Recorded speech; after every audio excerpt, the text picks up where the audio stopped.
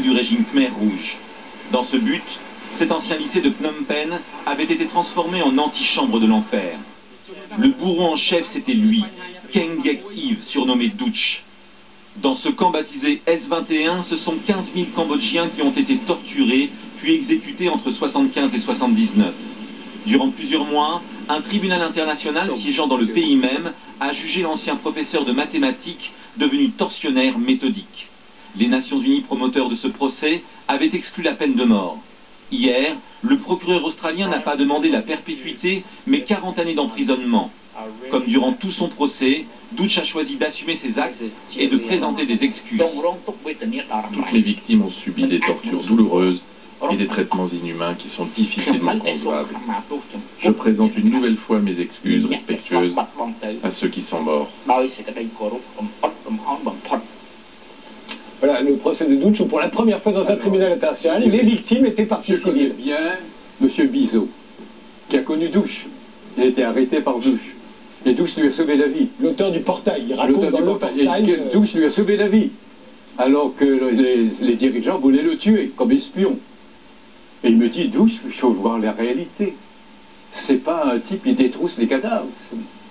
Il a agi d'une manière criminelle avec un idéal. Bon. Et M.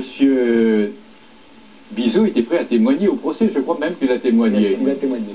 Mais ceci étant, il y a, je venais de parler Ce sera votre conclusion, de McNamara, au ce procès. Et au mois de novembre, nous avons tenu tous les avocats du procès, sauf Duch, parce que Duch est un cas à part, une conférence de presse, mettant en cause le juge français, M. Lemonde, du tribunal, qui avait invité chez lui les enquêteurs australiens pour leur dire « vous allez enquêter à charge ». Et nous disions que nous le récusions. Et vous savez ce qu'il a donné comme excuse? Mais je plaisantais, au point que mon client lui a dit « mais monsieur, on n'a pas fait venir un avocat français pour plaisanter sur les malheurs de notre peuple ». Voilà encore une fois ce que c'est qu'un tribunal international. On va là-bas, on a un supplément, le juge français qui va là-bas, il touche 2 fois plus qu'un juge français en France. Et il plaisante. Et il plaisante d'une manière assez absurde, puisqu'il demande à des gens d'instruire à charge.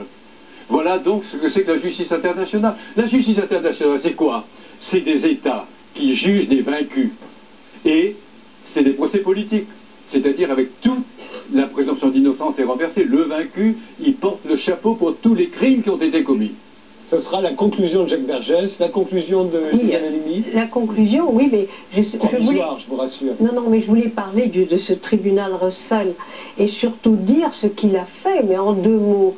Parce que constater... Il n'est pas fini, en plus c'était la première session, il y en aura 4. C'est la première session, mais on a constaté les violations, mais ce qui était important, la vraie question quand même, c'était qu'est-ce que fait l'Europe dans tout ça?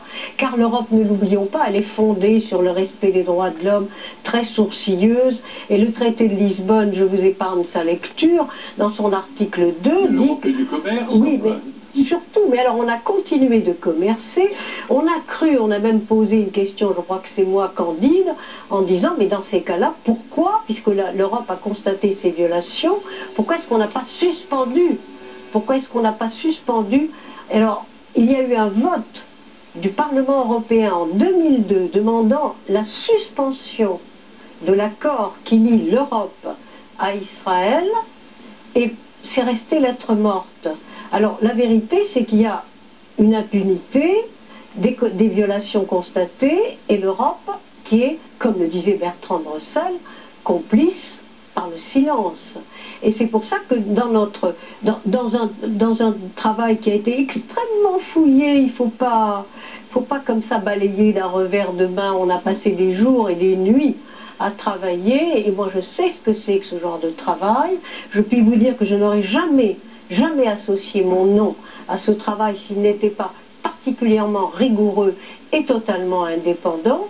Eh bien, nous avons demandé maintenant à l'Europe de prendre des sanctions. Autrement dit, pourquoi Israël serait le seul pays à bénéficier d'une impunité infinie, quelles que soient les violations et les crimes qui sont commis en son nom. Voilà.